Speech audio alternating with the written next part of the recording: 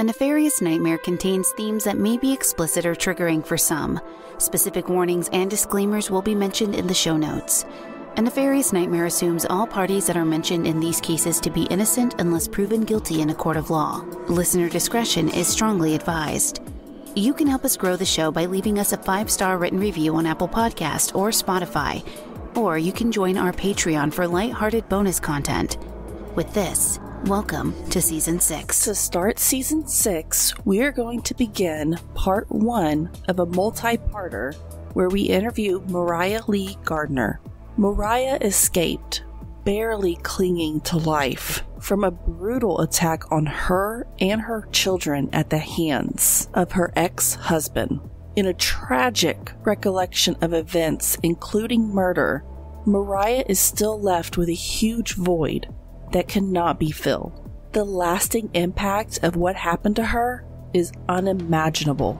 Mariah will tell you from start to finish about the monster that she married and unfortunately didn't realize how much of a monster he was until far too late. The signs were there, but they were very difficult to see. This case is an extremely wild and heartbreaking ride, from the depths of a narcissistic monster to the scams he pulled, the flying monkeys that he created, the lies that he told, and the murder that he committed. With that, I'm Courtney Fenner. And I'm Amanda Cronin, and A Nefarious Nightmare presents Playing the Long Game, Justice for Willow, Part 1.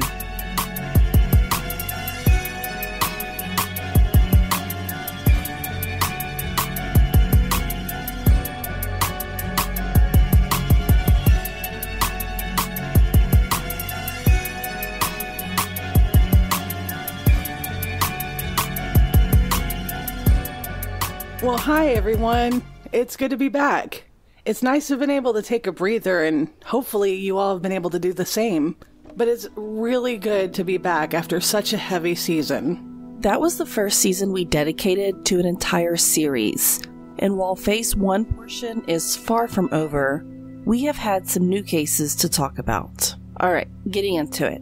To begin, the next few episodes were brought to our attention by Holly Murphy, whom you've heard in Season 5 as well as Season 2.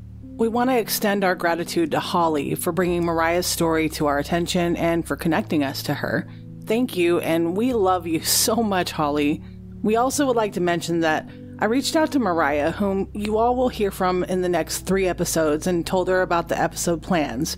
And she said that whenever I told her the date in which this episode will drop, which will be October 10th, she said, quote, 10/10 marks exactly 6 months since our attack. It's also a court date, and the day I'm hosting Willow's Walk. I think that drop date is perfect. 3 parts. Wow. End quote. So now, with that, let's talk a little bit about Texas. Or rather, let's poke a little honest fun at Texas, because the next few episodes will desperately need a little bit of levity. So I'll offer that ahead of time. Now, in case you all were wondering, people do live their life here abiding by the Bible Belt, with hair that will reach Jesus himself. We often bless your heart to death, throw a lot more y'alls and ain'ts in the mix, and the whole Southern hospitality myth. Yeah, it's a myth. I mean, at least in my opinion. A lot of people here are actually pretty nasty behind your back and will fire you if you say Black Lives Matter on your personal Facebook. But anywho, and they boast about how big our state is and how everything is bigger here. Yeah, people here can actually be pretty weird. Well, not all of us who live here are deep south rednecks, people who love their trucks as much as they love Jesus, or if you're in the North Dallas area, they love their Lexuses and Beamers equally as much. Old money, oil money tends to run rampant. Homecoming mums are huge. Some of our police officers actually look like what you would imagine a Texas sheriff would look like with the full mustache and everything. College football is top priority next to Sunday church, and if you even so much as consider going to any less than 100 miles an hour on any given highway, you will get tailgated and cut off before you can say, well, son of a gun, ain't that some shit? And to add, despite the many popular tourist attractions, we actually have a whole lot of desert. I'd say we would be a modern day Andy Griffith show, but add a whole lot of skyscrapers and violent crime. And then maybe replace Andy Griffith with Tommy Lee Jones, Barney Fife with Matthew McConaughey, and Opie with Owen Wilson. Oh, and Aunt B with Anna Nicole Smith, who, rest in peace. All of the above are or were native Texans, by the way. You could also replace the town of Mayberry with, I don't know. Houston, maybe. Yeah, it's not at all like the Andy Griffith Show, and it's actually a little bit shocking to me that we haven't separated it into two states, North Texas and South Texas, because the difference between the two regions are vast and plenty. When you're traveling through Texas, you will likely notice plenty of historical spots and even quirky travel destinations. You have the Dealey Plaza and John F. Kennedy Memorial Plaza over in Dallas, the Fort Worth Stockyards, the Texas Capitol in Austin, the Galveston Historic Seaport, and you might have also heard of the Cathedral of Junk in Austin or Beer Can House in Houston, and sculpture attractions such as the Prada store, quote-unquote, in Marfa, Texas, and also the world's smallest Target store about an hour east of Marfa, located in Marathon, Texas, before it was demolished in 2020. I mean, our state is full of history, and the Alamo and its Riverwalk attraction nearby is no exception. We always remind everyone to remember the Alamo because its history is rich and educational. To define the term, remember the Alamo is, quote, a battle cry in Texans' struggle for independence from Mexico, later used by Americans in the Mexican War. So it's a way to remember or, quote, recall the desperate fight of the Texan defenders in the Alamo, a besieged fort where they died to the last man, end quote. And with that, when you set foot inside San Antonio city limits, it's definitely a bit of a culture shock at times. It's a big city with small town vibes. You notice a change in the air. People are friendlier, warm and welcoming despite the violent crime rate reported to be 735 to 100,000 people. I mean, everyone seems to know everyone and has each other's backs, and definitely one of the best places that I recall ever visiting. There's always a really cool vibe when you visit a place that's so rich in history, and there's always something that draws you in, rather drags you in by a heavy set of chains. But you always find a way to begrudgingly escape the temptation of upending your life and moving somewhere that is meant to be a place to visit on your own personal life path. So, on a serious note, the reason we bring up Texas and poke fun at it is because, of course, we need all the levity we can get from this, and because the events that occurred on Monday, April 10th, 2023, happened here, in mine and Courtney's home state of Texas. And this is something we can't help but take very personal. As two mothers interviewing a mother who lost her child to murder, it's hard not to talk a bit about the place we are from and wonder how someone extremely fucked up and twisted could come to exist and steal a life from someone so innocent. We often forget that this state also birthed the likes of Dean Corll, aka the Candyman, Tommy Lynn Sales, Rodney Alcala, and so many more. It's easy to be so shocked when it happens so close to home, and so recently. April 10th started out like any typical spring day in San Antonio. It was mild and unassuming, a sunny and comfortable day that would be perfect to swim in or sunbathe. Perhaps hit a fun brunch spot at the San Antonio Riverwalk near the Alamo with a friend. Go enjoy morning events or midday shopping. Plan for Easter and Mother's Day. Wondering if it will suddenly storm any minute, because if you know anything about Texas, you know that the weather changes in a flash. Or maybe anticipate the week ahead for working folks. People were out getting ready to anticipate summer coming just a month or two later. Seniors were preparing to graduate, kids were in school doing various activities, essential for their growth and development, and unbeknownst to Mariah Lee Gardner, as well as her 4 children, they were starting the first day of the rest of their lives. Mariah has been very vocal in wanting to share her story as much as possible with as many people as possible. Her story serves as a cautionary tale of sorts and some validation for those who have lived through domestic violence situations to know that they are not alone in this. But it's also a very heartbreaking very heartbreaking reminder that oftentimes, especially with domestic violence, precious life can end at the drop of a dime. We can offer up so many tidbits of what psychological disorders could be at play, and believe me, we will. We could also give you the facts about the state we live in, what it means to listen to your gut, and even statistics about narcissistic abuse, domestic violence, and even spousal rape, which, once again, we absolutely will. But to start, we'd like to formally introduce you all to Mariah and let her tell her recollection of events in this tragic story. My name is Mariah Gardner, formerly Mariah Claire. I am from San Antonio, Texas. I have been here about 8 years. I've moved around a lot, but this has become home for me. I like San Antonio. I think there's a lot to do. It's a big city, but it has a really small town feel sometimes, which is good and bad. A part of me is craving like the small town life, so that's not off the table. At some point, maybe we'll move out of here and slow things down a little bit. But for now, I like it. I'm not great at having like one designated hobby. I feel like I have friends who are like, they like one or two things and that's their thing. I'm just one of those people. I like to do and try a whole bunch of things. I love traveling. I love just exploring and going on adventures. I have 3 children, and so they've kind of become my little best friends, and we go on adventures together.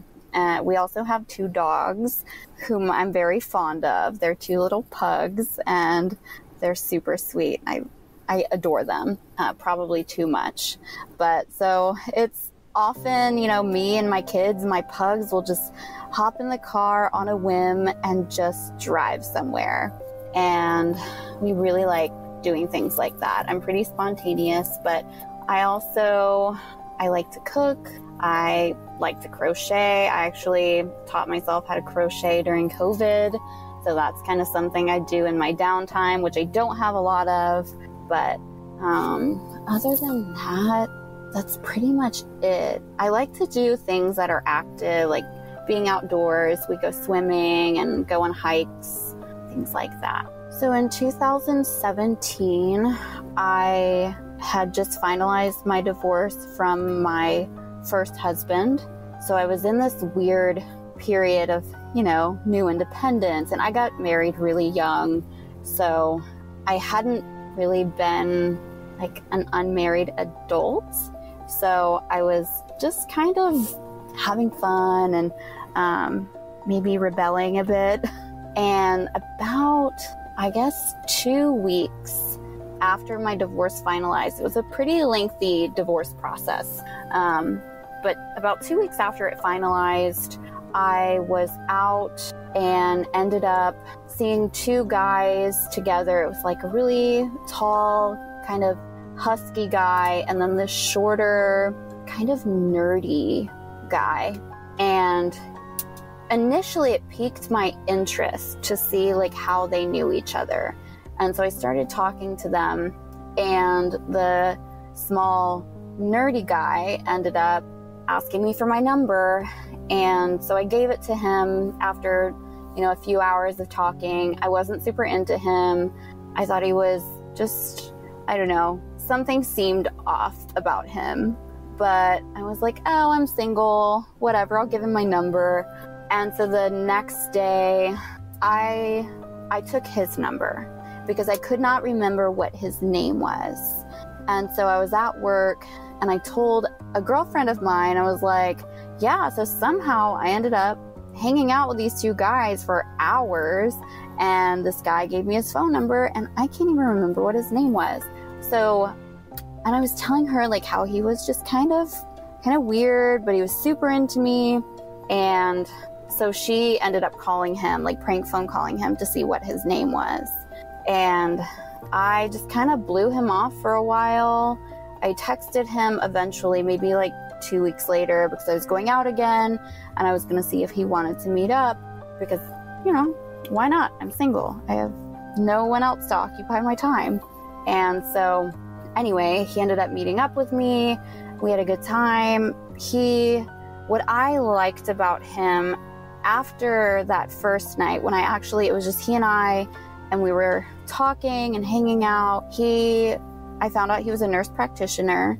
The first night I met him, he told me that he was a doctor, but I ended up Googling him and found out that he wasn't a doctor, that he was actually a nurse practitioner. But I was like, okay, whatever. He was telling me about how he co-owned a few freestanding emergency rooms, and he came off as being so compassionate, and I could tell that he loved what he did. And at the time, I was in school pursuing a biology degree because I wanted to be a dentist. So I was in the dental field already. He was in medicine, but I have always had this interest for medicine. And I feel like I'm a very compassionate and empathetic person. That's what I love so much about medicine, because you can impact people in a way, it's just unique. You know, something that can be so scary, you can build trust and really help them, which is why I wanted to pursue dentistry. It's similar.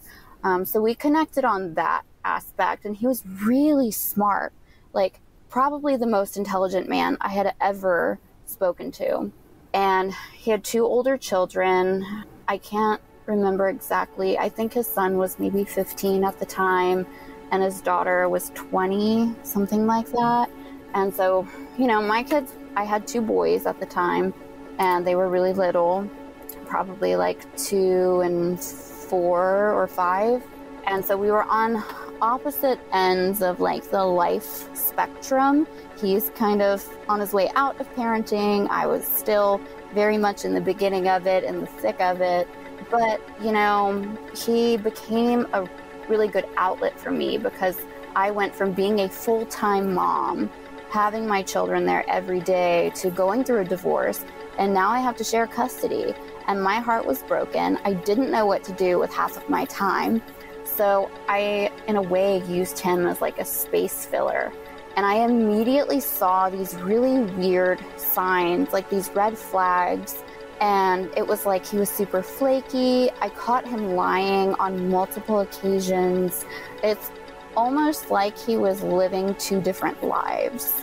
But at the same time, I was like, well, he's not my boyfriend. We're just having drinks occasionally. So who cares? And then things progressed, and he had started mentioning like wanting to get serious with me. He really liked me and whatever. And I wasn't exactly ready for that, but he wanted to go on a weekend trip. And so I planned it. I got a sitter for my kids. I paid the babysitter. I booked the trip. I did all the things. And then, it was supposed to be like Friday through Monday or something. And I didn't hear from him. Totally ghosted me. And so I was upset, and I kept calling. And then finally, like a week later, he called me, and I was like, what happened? And, it was just like, oh, my phone wasn't working, or, oh, something came up, just completely making up stuff. Like, okay, you could have just called me and said you didn't want to go. So it was all these really weird things in the beginning.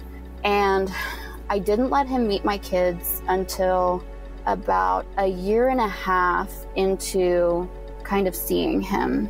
And the only reason I let him meet my kids at that point was because my son needed to be seen at his ER, and like we couldn't get him into the pediatrician or whatever. So he's like, oh, bring him to me, I'll see him. And so he did, and he was so sweet with my son.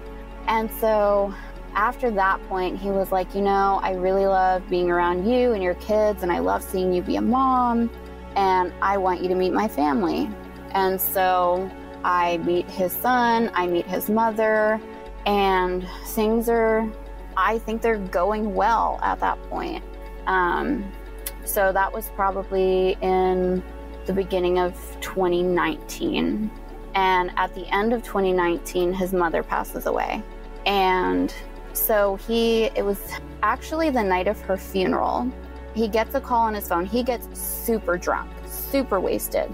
And I'd seen him drunk a lot. I could tell he had some either substance abuse issues or alcoholism or something, because there was a certain time of the night where he would just act belligerent. And so his mother's funeral, he gets super drunk, just acts like a total tool.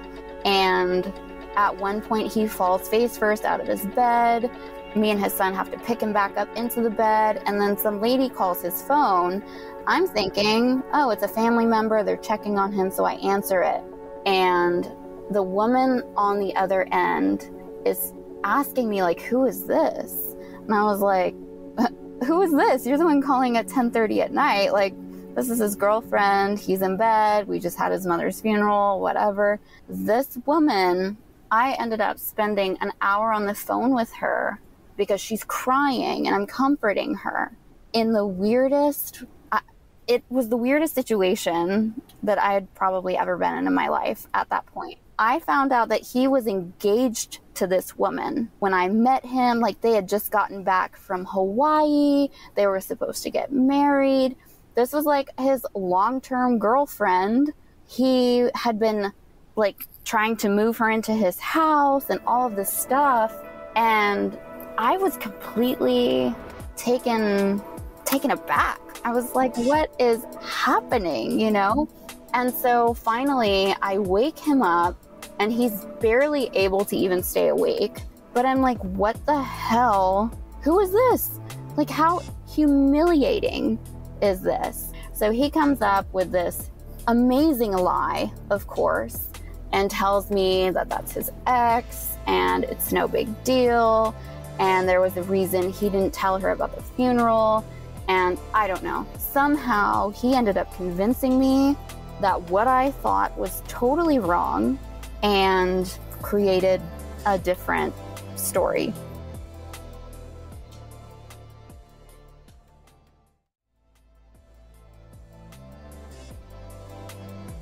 There's a brand of men, a specific brand of men that end up being abusers. They're violent and they hide and they're creative. They master the art of manipulation and they just run with it. And then they make you think that you're absolutely crazy. And this man, he's 51 years old. So we're 22 years apart. I am educated. I've got a lot going for me, not to like sound bad or whatever. I'm not trying to toot my own horn or anything, but I have a lot going for me. He's 22 years older than I am. He has all these, I always told him, he has all these, what's the word I used? Vices, like all these different vices. And I don't. My vices are, I'm too good of a mom, or I'm too good of a daughter, or, you know, I love my dogs too much, or whatever. Like, I don't drink, I don't cheat, I'm not a liar, all these things. And yet he had, what I caught him doing, he had 6 affairs that I know of, and it was never, he never responded with an apology or took any sort of responsibility. It was, oh, that woman's crazy. I don't know what she's talking about. Or I misinterpreted the relationship. I didn't realize she liked me like that. Or I was saving those naked pictures to send to my friend or to my brother. Those pictures weren't for me. Or things like, well, I didn't sense enough commitment from you, Mariah. Maybe if you would have been a better wife, and maybe if your kids weren't around all the time, or, you know, it was never his fault. Up until now, him sitting in jail, it is never his fault. So, you know, that was our relationship, like the constant gaslighting and just so manipulative. Like, we would argue, there's something that just, it was blatantly his fault. Like, there's no, any reasonable person would know, like, it was him, whatever, whether it was an affair or something he said or something he did or whatever. He would turn it around on me to the point where I would find myself apologizing to him. And I would even, like, he would argue with me for 2.5 hours straight on the phone in circles. And we would get off the phone and I would be physically exhausted. And I'm like, what just happened? Did I step into a vortex? Because this cannot be real. Like, there's no way I just apologized to this man for something he did. And then he would come in with, oh, let's go on a vacation. And he'd take me on some nice trip and do all these nice things and tell me that I am the love of his life. And, you know, me and our daughters, or, you know, everything. The typical love bombing stuff, like you said. I think he absolutely considered me to be his trophy. He would even verbalize. He wouldn't say trophy. He would always say that I was his supermodel. I was his dream girl. And he would always tell me how great he thought I was. And, you know, just kind of in these moments, in the love bombing moments, now I recognize that it was love bombing. But he would point out all of the characteristics that I value about myself. He would point out all these things that he loved about me. And then he would say, you know, Mariah, you're so wonderful, but I think the problem is that no one has ever loved you or cared about you before. And that's why you get so upset with me, because I have your best interest in mind and I have expectations for you, and you're not used to anyone having expectations for you because they don't care and they don't love you. So it was those types of things. Like, it was so, I think that's the most vile thing that he did in this like narcissistic cycle. I, as a child, dealt with sexual abuse. My father was an alcoholic. My mom used prescription drugs. I dealt with neglect. I had a rough childhood, and he knew that because I trusted him and I was vulnerable with him.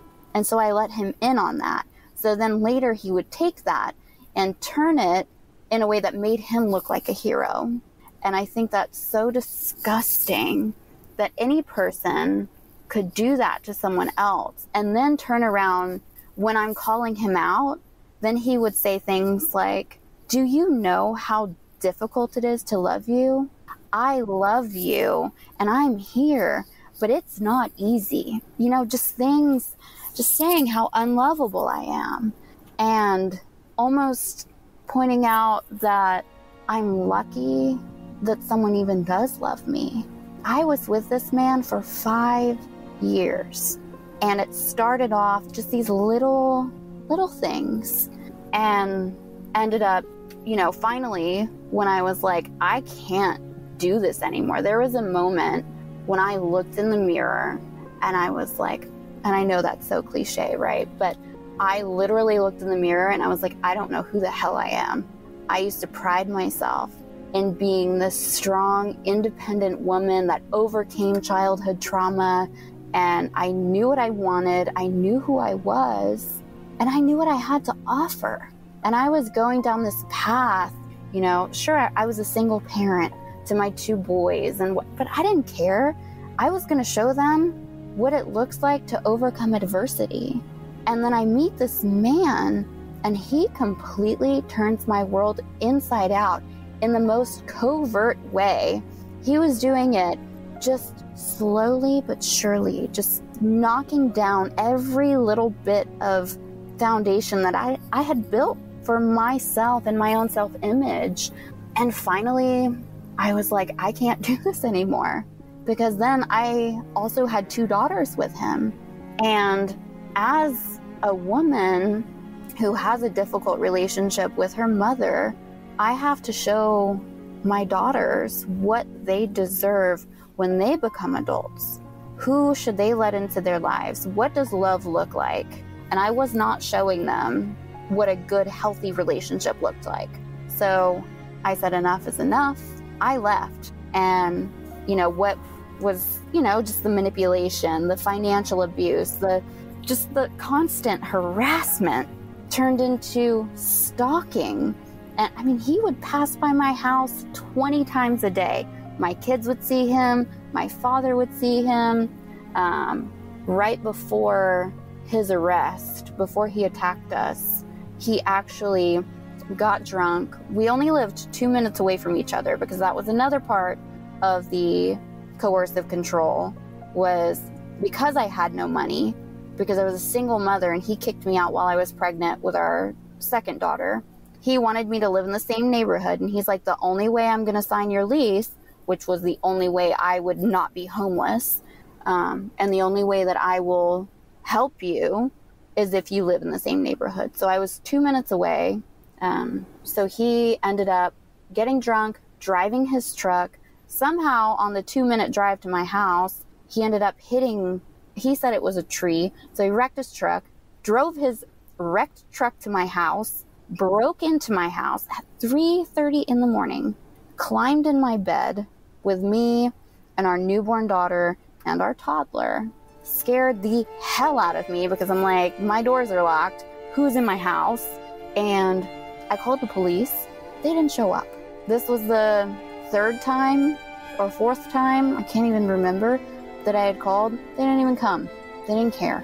And so another moment where he's not held accountable for his actions, and is able to just show up to my house and tell me, oh, well, I'm on the lease. So my ex-husband is absolutely an emotional vampire. I've used that term for him on so many occasions because, like I said, after these hours-long arguments, I would just, I'd have no breath left in me. I couldn't do anything. I was exhausted. Emotional vampire is probably an understatement for that guy. After his mother died and we had the funeral, I spoke with that lady that he was apparently engaged to. He came up with this extravagant excuse to convince me that what I thought wasn't reality. And I ended up actually moving into his house with him. I was renting a house at the time. My father was living with me, so he was like, well, you and the kids come and live with me. Your dad can stay in your rental house. I'll continue to pay the rent. You don't have to work. Just stay home with the kids because I could really use your support at my house. And in a way, I think he was just looking to replace his mother with another woman because he's never done laundry a day in his life. He doesn't know how to cook.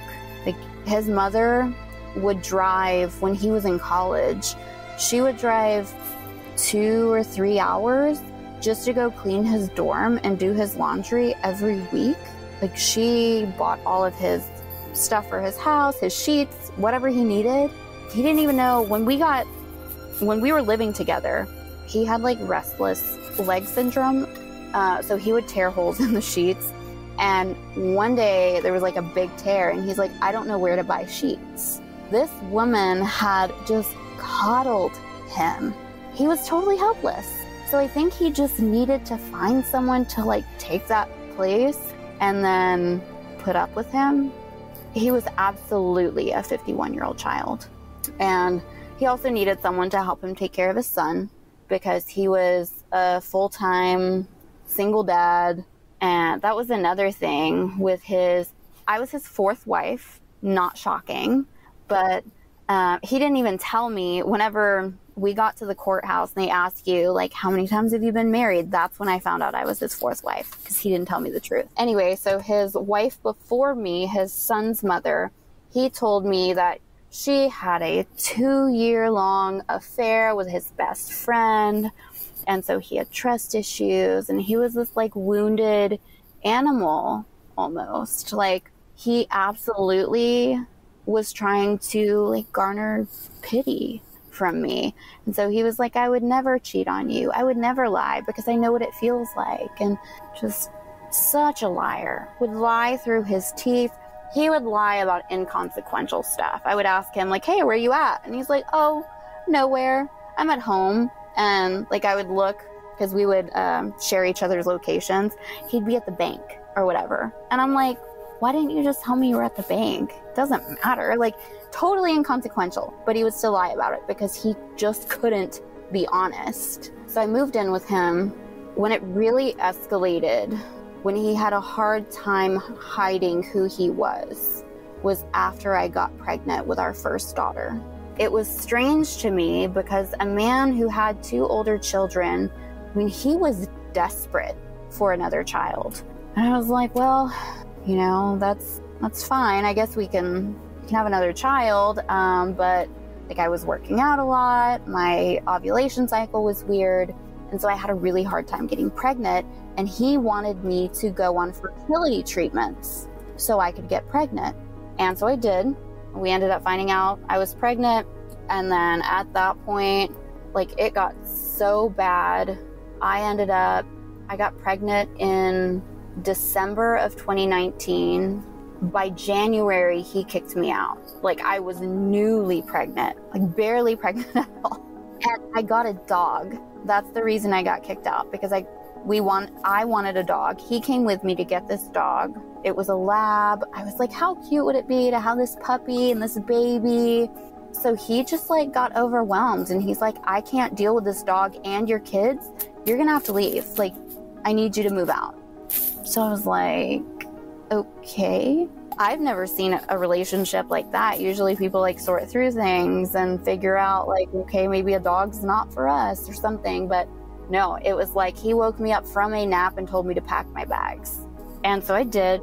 In the animal kingdom, what it reminds me of is like when a lion, not the dominant lion, but a lion nonetheless, when they get kicked out of their pride because they can't follow the rules or whatever, they'll go and find a bunch of female lions. They will kill every single one of the babies, and they will get every single one of the lionesses pregnant to just like continue their gene pool. And I mean, it's so, they just prey on people. And I think my ex-husband felt that if I was pregnant, I couldn't leave him.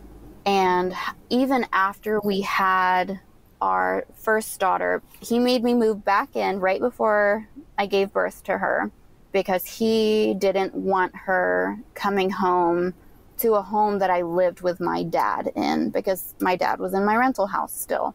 So I set up my nursery in my room, but my dad was living there, and he's like, no, she's not coming home to another man. Like, you're going to move back in, and she's going to live here with us. And so I did. Once again, uprooted my boys, and we had our daughter, and I found out about another affair, and things were just horrible. I was going through this state of like postpartum depression that was really dark and ugly. And I mean, I was crying nonstop. And when our daughter, she was 2.5 weeks, 3 weeks old, we were laying in bed with our newborn, and he was like, hey, look, I think I need some space. So I'm thinking that I'll rent you a house down the street. So once again, he doesn't want me living there. He wants me to move. And our daughter, I'm like still healing from having a child, his child. And he's like, I need some space. This isn't working for me. So it's like, it's not about me, it's about him. And I even told him that. I'm like, we've been in therapy. We've tried all these things. Like, when is it going to be about me? I've been making all of these accommodations to help you. When can I get comfortable? Because I feel like as soon as I kind of do, the rug gets pulled out from under me. And so anyway, we go to therapy, we talk about it, talk about his need for space, and the therapist is like, well, maybe you should just give that to him. And so then I move out, and he rents me a house right down the street, and then throws that in my face, holds that over my head. Well, look how much money I've spent moving you into this new place, and I bought you furniture. I'm such a good guy. And, even use that to manipulate me. And I didn't want that. I didn't want to move out. I wanted to figure out how to work through this. Like, let's just get over this hump, and then maybe it'll be okay. But no, that wasn't an option for him. So once again, I'm on my own, and I guess she was about maybe 6 or 7. Let me think. I think she was 7 months old. And like, I had broken things off with him because I didn't like the way that he was treating me. I saw all this toxicity, all the different signs of abuse. And finally he was like, let's just go on a trip. I really want to make things right with you. Let's just have it be our family, like you, me, and the baby. And let's try it. And so we go, we spend a weekend together, and he told me, I want to get married. Like, I haven't sensed the commitment from you, and that's why things have been the way that they have been. So if you just marry me, then things will get better. And I was like, well, what the hell? We haven't tried that yet. That's the only thing we haven't tried. So we planned our wedding in 3 weeks and ended up getting married in our backyard, or in the backyard of his house that I got to live in when he decided to let me. And not long after that, he was asking for another baby. Recollection of traumatic events is a fickle task for any survivor, as Mariah will come to find out months later to date. She, like many other victims and survivors of violent crimes, remembers the nuisances of that day. Her memory blocks out a few things because, from an artistic standpoint, a vandal came by and took what did not belong to him and left without a thought in pure ruin. She was making dinner. Her kids were gearing up for bed. Her youngest daughter, Willow, had just taken her first steps, and she wanted to capture it on video to show those whom she had believed loved Willow the most. I imagine that for Mariah, it's all like a bizarre collage that someone had hijacked right from under her, forever imprinted in her memory. You see hearts, stars, bold but fun magazine clippings of phrases or funny faces, even a few random photos of fun memories, butterflies, and the like. And then you see anger, depression, narcissism, a hungry specter silently waiting for the right moment to feed, red flags and violent imagery tossed in. Or her life that day was a beautiful painting of serenity, love, a still water lake with blooming trees and some mountains in the distance that someone walked up to and without a second thought threw a big bucket of crimson red paint upon. Next week in part 2. I would have to listen to whatever he said. I'd have to go where he wanted me to go. I'd have to leave my son with his dad. He didn't want anything to do with her. And the moments that he did were only so he could see me. He was using our daughters as pawns, 100%. Out of nowhere, he tells me if I had to line all 4 of my children up in front of a firing squad, I would only choose to save Rosalie. I end up calling my son to tell him what just happened. And I'm like, look, your dad is losing it. And I need you to convince him to get back in my car so we can get back to San Antonio, because I can't deal with him. Or I'm just going to leave him here and someone else is going to have to come and get him. We will get a little more in depth on narcissism as a refresher, as well as domestic violence statistics. And we will hear more from Mariah. He's charismatic and he knows exactly what to say to manipulate people. He said all the right things and they let him out after 4 hours. So the one chance for him to actually maybe get some help, they just let him go. He would tell them about this lifestyle that he had where he would take care of all of these people. And, you know, it was the same story over and over again. I don't have to lie or create personalities or, you know, alter myself to fit these social expectations.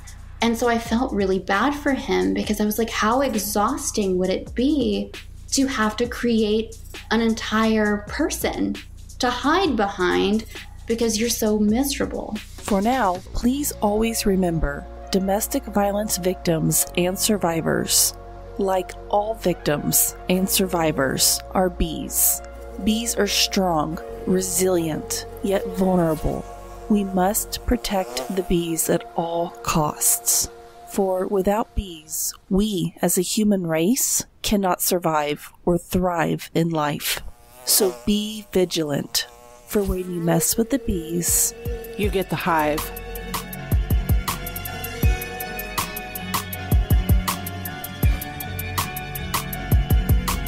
Thank you for listening to A Nefarious Nightmare. Music used in the theme was originally by Ghost Stories Incorporated, remixed by Ryan RCX Murphy.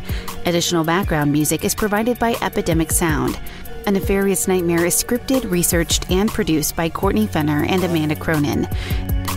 I'm Lainey Hobbs, and as always, be vigilant, for when you mess with the bees, you get the hive.